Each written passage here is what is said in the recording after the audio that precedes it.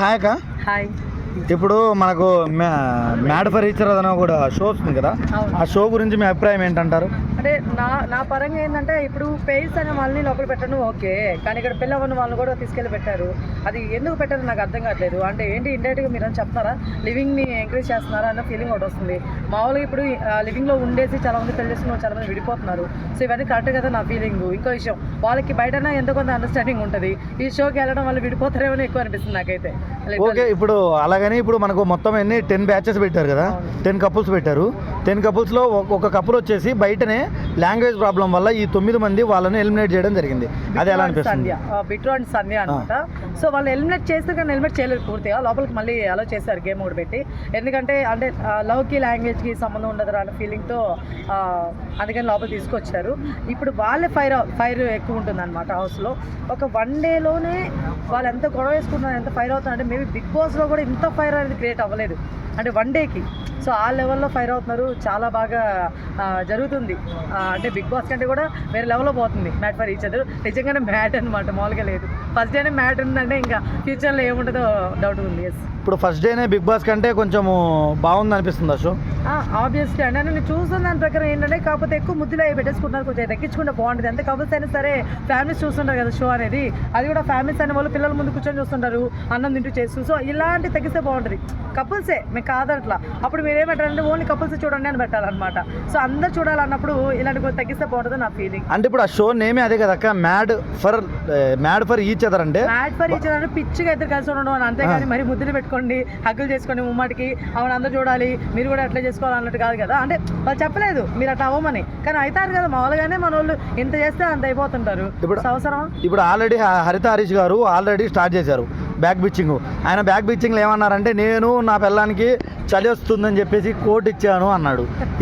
మీరందరూ ఇవ్వలేదు, మీకు ప్రేమ లేదు అన్నాడు కదా. చాలా ఫన్నీగా అనిపించింది. అంటే నిజంగా నేను మాట్లాడేది అదే, నువ్వు అర్థమై మాట్లాడుతున్నావు అర్థంగా మాట్లాడుతాను ఫీలింగ్ వచ్చింది. ఇప్పుడు ప్రతి ఒక్కరు ఆయనలాగే ఉండాలని కోరుకుంటున్నాడు. నాకు అర్థం కాదు. ప్రతి ఒక్కరు ఆయనలాగే ఉంటే ఇంకెందుకు మ్యాట్ ఫర్ ఈచ్ అదర్ నాకు అర్థం కాదు.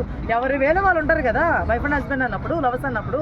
ఈయన ఏమంటాడు, నేనైతే నా దగ్గర ఉంటే 3 కోట్లు ఇచ్చేస్తాను, లేకపోతే నేను కామ్గా ఉండిపోయి నాకున్న టీషర్ట్ అయినా ఇచ్చేస్తాను, కానీ అవతల వాళ్ళు ఎన్ని చూపించేదా నాకు కరెక్ట్ కాదు. అది అర్థమవుతున్నాయి. ఎందుకంటే ఎవరి ఒపీనియన్ వాడిది. ఇంకో విషయం, ఎవరైనా సరే వాళ్ళ పార్ట్నరు జాగ్రత్త ఉండాలని కోరుకుంటారు. అర్థమవుతుంది. మీరు బాగా చూస్తే ఆ వీడియోస్లో మన ప్రియాంక ఉంది కదా, తన లవర్ కూడా ఇలా పట్టుకొని పాపం కేర్ చూపిస్తున్నారు, చాలా మంది చూసుకుంటున్నారు. ఇంకొక అమ్మాయి బయట కప్పుకొని ఉండింది, ఇలా చేస్తున్నారు నటరాజ్ మాస్టర్ వాళ్ళ వైపు.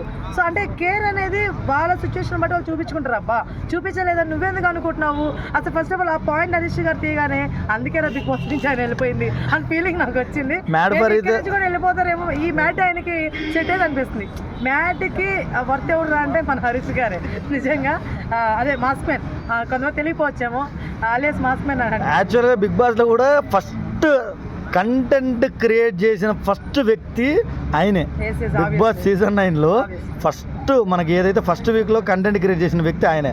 కానీ ఇప్పుడు ఈ షోలో కూడా కంటెంట్ క్రియేట్ చేసింది ఆయనే బ్యాక్ బిచ్చింగ్ వల్ల. ఆ బ్యాక్ బిచ్చింగ్ ఆయన చేయడం వల్ల శ్రీముఖ్ వచ్చేసి దాన్ని రివీల్ చేసేసింది. అంటే బ్యాక్ బిచ్చింగ్ కాదండి, ఆయన చెప్పగలుగుతాడు, ఆయన ధైర్యంగానే చెప్పగలుగుతాడు. మా మాట అయితే నేను అన్ను బ్యాక్ బిచ్చింగ్ అని నేను అన్ను, ఎందుకంటే వాళ్ళ వైఫ్ దగ్గర షేర్ చేసుకున్నాడు ఫస్ట్, ఓకేనా ఇట్లా ఉంది అనేసి. మామూలుగా ఆయన చెప్పాల్సి వచ్చా చెప్పేస్తాడు ఓపెన్గా. ఆయనవి వెనకాల మాట్లాడేసి ముందర ఇంకోలాగా ఏం మాట్లాడి చెప్పేస్తాడు.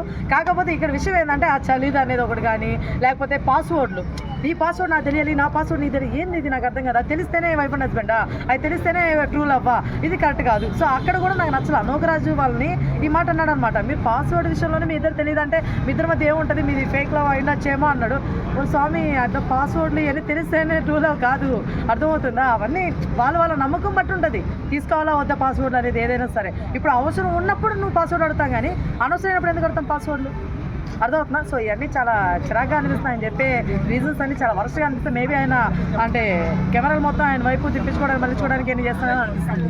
ఫైనల్లీ ఒక క్వశ్చన్, ఇదనే కాదు బ్రదర్, హరీష్ గారు ఇంకోటి కూడా చెప్తున్నాను, ఏనైపోయింది అది కూడా ఇంకోటి కూడా డేట్ ఆఫ్ బర్త్ చెప్తాడు. అదే వాళ్ళ వైఫ్ది ఇవన్నీ. ఇప్పుడు ప్రతి ఒక్కరు గుర్తుపెట్టుకోవాలని లేదు. సరే నువ్వు వైఫ్ని నువ్వు మంచి ప్రేమిస్తావయ్యా, మ్యాచ్ ఫర్ ఈచ్ అదర్ కప్పులు నువ్వే కొట్టు ఎండింగ్కి, అంతేగాని ముందు నుంచి ఎందుకు డబ్బులు కొట్టుకుంటున్నావు, కప్పు కొట్టు డబ్బులు కాదు. ఓకే, సో ఇది ఒకటి. ఇప్పుడు ఫైనల్లీ మీరు ఒక క్వశ్చన్ అండి, ఇప్పుడు ఈ వీక్ అంటే ఇప్పుడు మనకు 1 డే 2 డేస్ అవుతుంది ఆల్రెడీ షో స్టార్ట్ అయ్యి. ఈ 2 డేస్లో మీకు ఎవరు ఇంప్రెస్ అయ్యారు, అంటే ఇంప్రెస్గా అనిపించారు? గుండెలో అని చెప్పేసి ఇద్దరు ఉన్నారు, వాళ్ళ నేమ్స్ టెక్నిక్ గుర్తురావట్లేదు. సో వాళ్ళిద్దరు నాకు చాలా బాగా అనిపించారు. అంటే ఫస్ట్ నేను చూస్తున్నాను కామ్గా ఉంటున్నారు, ఇద్దరు మంచి లవ్ ఉన్నట్టు అనిపిస్తుంది, ఎవరితో గొడవలు లేవు, చాలా క్లీన్గా ఉన్నారు ఇద్దరు కూడా. నాకు వాళ్ళిద్దరు చాలా బాగా అనిపిస్తున్నారు. పేరు మిగతా వాళ్ళందరూ అంతంత మాత్రం అనిపిస్తున్నారు. సో ఇంకో పేరు ఉంది మనకి శాండ్రా అని చెప్పేసి ఉందన్నమాట. శాండ్రా వాళ్ళు ఉన్నారు ఆ పేరు. సో ఆమె కొంచెం ఎందుకు అతి చేస్తుందేమో అనిపిస్తుంది. మేబీ ఆమె ఉండడం అలానే ఉంటుందేమో, మనం ఎందుకు మాట్లాడడం. కొన్ని రోజులు చూద్దాం, వాళ్ళలో చూసి తర్వాత మాట్లాడితే ఎవరేంటది. ప్రజెంట్ అయితే హరీష్ గారు, మాస్ మ్యాన్ గారు, మీరు తగ్గించుకోవాలండి. మీ ప్రేమని మీరు అందరి మీద రుద్దేసి వాళ్ళ ప్రేమ అంటే వాళ్ళు ప్రేమించే విధానం కూడా మీరు ప్రేమించే విధానంగా ఉండాలి అనుకోవడం చాలా